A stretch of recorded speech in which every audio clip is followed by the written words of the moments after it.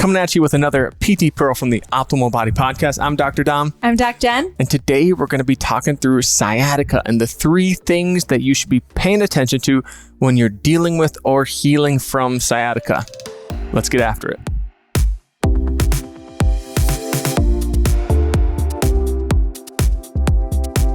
So when talking about sciatica, there's 3 main factors that we really think are so important to keep in mind because it's really going to help you along this healing journey. And we've had many experiences with people who have been through sciatica. So we just want to kind of cover these 3 areas. So 3, calm it down, find safety in the system. And then once you've found that, start building movement patterns and strength and resilience in the system. Perfect. All right. Podcast is done. Yeah. Enjoy. And we will see you next time on the Optimal Body Podcast. Just kidding. It's such a common occurrence, right? To have sciatica. We had a friend of ours go through a really bad spout of it. And it was going all the way down to his foot. Yeah. I mean, he had pretty bad symptoms, just kept seeming like he wasn't going to get out of this cycle. And we're going to talk about this a little bit, but the stress factor is huge. And not being able to get that stress and inflammation out of your body is something that can just continue to perpetuate that cycle of, I'm never going to get rid of this. I'm never going to feel better. Like we know for some of our family members, like it's a recurrent occurrence that actually continues to happen. So we're going to talk through some of the techniques that we've used with our friends and family members and obviously our clients as well. But what we really have done to kind of help them to the other side. Yeah, we talk about this a bit more in episode 68. We do a much deeper dive on what sciatica is, but the sciatic nerve is the name for this big nerve in the body that exits right in our low back and goes all the way through our thigh, our calf, into our foot, and has all these different branches. It is responsible for movement and sensation and everything down all the way to our toes. And anywhere along the line can cause this radiating symptom down the sciatic nerve, causing sciatica, right? So it can be from the low back, normally like a disc bulge. If that disc is kind of pushing into that nerve, causing that sensitivity, that sensation, the nerve gets angry, right? Or it could be from tight muscles somewhere along the line. That's when we talk about piriformis syndrome, which we've also done a podcast on. That's when we talk about tightening or compression anywhere along the nerve that makes it angry and lessens its ability to move well. And a lot of people will associate that true sciatica, or what we generally think of with sciatica, as something happening up in the back with a disc herniation, a bulge, something happening to that nerve right as it's exiting the back, where then we can get symptoms anywhere along the leg. We might just refer to the other things as sciatic type symptoms, right? That the sciatic nerve is more angry down in my calf because it's getting entrapped or something in my knee or in my hamstring area. We can also look at like narrowing of the spine, right? So what's commonly known as stenosis, but this is a very common occurrence as we age. It is actually normal. So not bad, but it can cause some angry nerve type symptoms. Anything that kind of impedes that movement, touches that nerve, causes that increased sensitivity and causes those radiating symptoms down the leg. The first step in our 3 is calm it down, calm that sucker down. And how do we get a nerve to calm down? Multiple different things, right? One of our favorite things that we generally give a lot of people is, of course, dealing with the breath. Whoa, surprise. Yeah. And one of our favorite tools called the Coregeous ball, right? And so what we do with this Coregeous ball, it's just kind of a slightly deflated ball. You might think seeing it, oh, we need to pump that thing up a little bit more, but that's on purpose. And you lay actually face down with that thing right in your gut. As you breathe, try and allow your stomach to push down into that ball, and then you'll exhale and let that ball push right back into you in the stomach. We love the Coregeous ball especially because of the material that it is. It's very grippy. It's not too large and it's not too small. Like on a regular ball, like a lacrosse ball, a tennis ball, something, it's too small to go into this gut area. The Goldilocks of balls. And if it's like a huge foam roller, it's usually too hard, too big. So using this Coregeous ball, it's really nice to get into that gut area. And it just helps to kind of massage, thinking of our vagus nerve, which helps us in getting back to that parasympathetic system, which is helping to reduce that inflammation and that stress, known as our rest, relax, digest system. When we use this ball, it helps us flip our mind almost distract us in a way from that pain, but really actually shift our nervous system into a more restful, relaxing place. Then we like to say, okay, let's get that nerve moving a little bit more. That's typically something that we don't think about, is that the nerve can become inflamed and it loses its ability to move through the tissue well. And so that's where it can get stuck somewhere along the line, causing pulling, tension, burning sensations that you might feel. So actually, if we think about how the nerve comes out through the back, there's always going to be two sections of the nerve coming from that spine. So if it's super inflamed, I actually like to start some of these, like active hamstring stretch or flossing type exercises on the opposite side that's not involved. Think of like laying on your back, kind of grabbing the back of your leg that's vertical to the ceiling, and then just allowing the leg to slowly start to straighten up and come down. And you'd want to point your toe up to the ceiling and then relax the foot when we're thinking of flossing. And then when we're thinking of tensioning and putting some tension on that nerve, once you can tolerate flossing, that's when we can start to pull the toe back toward the face and let it relax. This isn't holding. This is really just trying to get that nerve more used to moving through the tissue and get it more active a little bit better. And another thing that we like to show people to help desensitize, and this is something you might need to tag in a friend, a partner, somebody who you live with, or somebody who's willing to do you a favor, grab them and a butter knife, or even a spatula or something with a handle that might have a little bit of an edge to it. So generally we tell people to use the backside of a butter knife, or not sometimes the front side. Yeah, I mean, it's not, but it's a butter knife, right? Or even the handle, right? Yeah. If the backside of a butter knife feels like it has too much of an edge, and what we're going to do is kind of use it to scrape along that whole path where you might be feeling symptoms. And what this does is it just gives our skin almost something to feel, and like, ooh, I know what that should feel like. A butter knife, right? A nice little brush, a nice little scrape. And it kind of helps to desensitize that area. It might help if you even use a little coconut oil or something to just give it a little bit more lubrication while you're doing it. Yeah, we're just helping the system to try to feel a little decreased tension. And we're also, when we do that, we bring some fluid up to the surface of the body.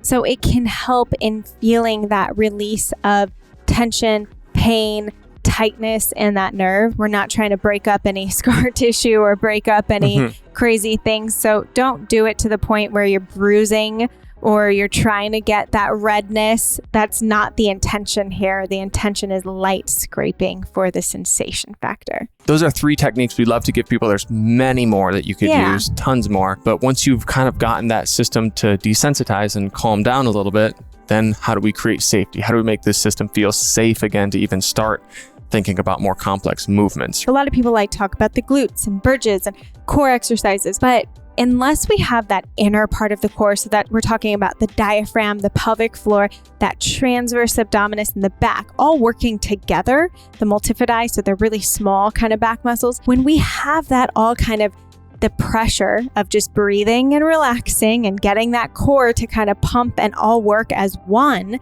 when we can get that core, inner core understanding, then we can start to build on that outer core of the glutes, the obliques, the shoulder blades, everything else that encompasses the core, and really build that resiliency, which is the last one. We do this a lot, and I talk about it like crazy in the Optimal Body membership, actually, where we go into really those core foundational understandings of what this means and how this feels. Some people may have strength. A lot of the people that we work with, some have been professional baseball players, very, able and capable athletes. And yes, they have strength in their core, but a lot of it is the coordination of that and making sure you're actually using that to control some of those movements. Like, you can have a strong core, but that doesn't mean you're necessarily moving it when you're swinging a golf club. And then all of a sudden you swing the golf club and go to an extreme range without controlling it. And that might be what sets off your symptoms. How do we do this? One of our favorite things is lay on the back and start with your breath. Take a deep breath in, and as you exhale,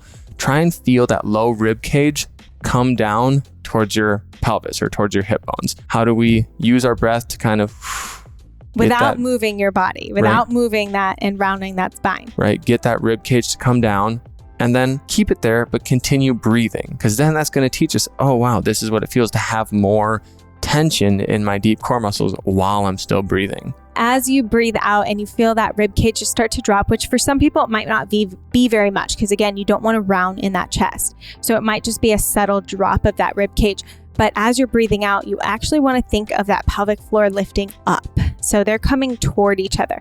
And what that means is, like, for a female, you're thinking, can I take a blueberry and pull it up and in? So it's not just a squeezing, it's not just a compression, but it's a lift. It's like an elevator lift up toward the belly button. And for a male, the cue is usually you're walking into really cold water and things are pulling up and in. So it's similar cueing. And with that breath out, and you're just thinking, I don't like the cue, push the spine into the ground. Because again, that cue's rounding and pelvis movement. So we're trying not to move the back, the pelvis at all. We're just trying to get this canister to start to register together. So it's going to be very slight movement, subtle movement. It doesn't have to be a max contraction of the pelvic floor in the rib cage. You know, it's just this subtle, like, dropping of that rib cage, lifting of that pelvic floor, dropping of that belly region. And once we can get that kind of working together, then we can start to see, can I slide one heel out? Can I drop one knee out to the side, laying on my back without my hips moving at all? This is all about starting to program that in, because clearly we may not have been doing something as optimally as we could have, before. So how do we start to program in some of that core stability while we move our limbs? So if we're learning to breathe as we have this stability, it's a great way to start to type it into more of an automatic response for our body to start doing. We even start to work into bridges. So as we have that same core stability that Jen was just talking about, how do we start to squeeze our bottom, maybe slightly tuck that tailbone and come up into a bridge? Again, without feeling like we're losing any of that stuff that we had just set. If any of this stuff we're talking about is increasing symptoms, then you want to back off of it. You're maybe not ready. And what's cool too is that you could just test this inner core. Like if you're in the car listening, you can literally do this sitting. So take a deep breath in, take a deep breath out. Think about that rib cage dropping and pelvic floor lifting. Like I just did this right here talking to you. And now I'm holding my core canister and I literally didn't move my body. So it's barely something that you see, but it's starting to get that awareness. And at first it might feel like crazy, you don't feel anything, but once you start to build that, then that's when we start to go into phase 3 of really building that resilience within those movement patterns and starting to do things with that understanding of that basic inner core through deadlifts and squats and lunges. And then getting that spine to move as well. Yeah, and that's where I usually like to start with things that are a little less complex and have some function to them, like carrying something. How do I put a weight in one hand, have like a 10-pound weight or 8-pound weight, whatever, in one hand, and just try to statically or standing still, just march your legs up and down while we're still, again, paying attention to everything that we had been. And no, we don't want to move like a robot. We don't want you to feel like you're just standing there like a stick or needing to walk around like that all day long. But when we're practicing it in this controlled environment, that's the time when you should be really honed in on it, because then as soon as you go out into the world in a really distracting environment, that's when we start to forget to pay attention to it, right? We need to be a little more honed in on it and focusing, okay, very stable in my core, holding that weight, marching legs up and down, but not letting my hips or torso go all over the place. We do want to start training in not only that stability, but that controlled rotation and movement. We do not want to be afraid to extend the spine, to round the spine, to twist the spine, right? That's functional. We're going to be doing it all day long. Some ways that I like to just start with, some extension even is laying on your stomach and just starting to lift from the shoulder blade area and then slowly using your hands to press up toward that lower back. Because a lot of times when people just push up, it's almost like one segment just lifting up and lifting down rather than extending slowly through every part of the spine. And then eventually like getting into regular cat-cows where we can feel the entire spine or even move one vertebrae at a time as you kind of articulate the spine into flexion and articulate into extension, and just starting to have the ability to move one vertebrae at a time and feel that flexion, extension, and rotation in the spine builds that resiliency. Another great thing that can work rotation, also work what we call anti-rotation or working against something that wants to rotate the body, is a Pallof press or a Pallof press, where you're kind of holding a band, or some people do this at cable machines, out in front of you and kind of sitting back into a little bit of a squat and avoiding rotation. And then once you get a little bit used to that, you can rotate with it a little bit and kind of rotate against some resistance. And that would be something that would help you progress into doing something like a medicine ball throw against a wall and feel comfortable doing that again. Like, okay, I'm learning this controlled mobility through this range against resistance. And then you'll eventually start to feel comfortable throwing something at like your max intensity against the wall. Yeah. So calm it down. Whatever factors you need to kind of reduce that inflammation. Think about your entire life factors, right? What can you do to reduce inflammation? Start to build that inner core canister and then start to build the strength, and don't be afraid to move. Like, we got to build that resiliency. Thanks so much for joining us on another podcast. I hope you learned a ton. What exercises are you ready to put into your life so that one, you either prevent sciatica or you start to address it? So tell us in the comments what you're going to start doing today, or you're going to tell your family member or friend to start doing today. And then let us know if you have any recommendations on things you want to continue to learn about. We're happy to just continue this conversation in so many other ways. So please subscribe. Don't miss out on future podcasts, and leave us your feedback so we can continue to know how we can help you.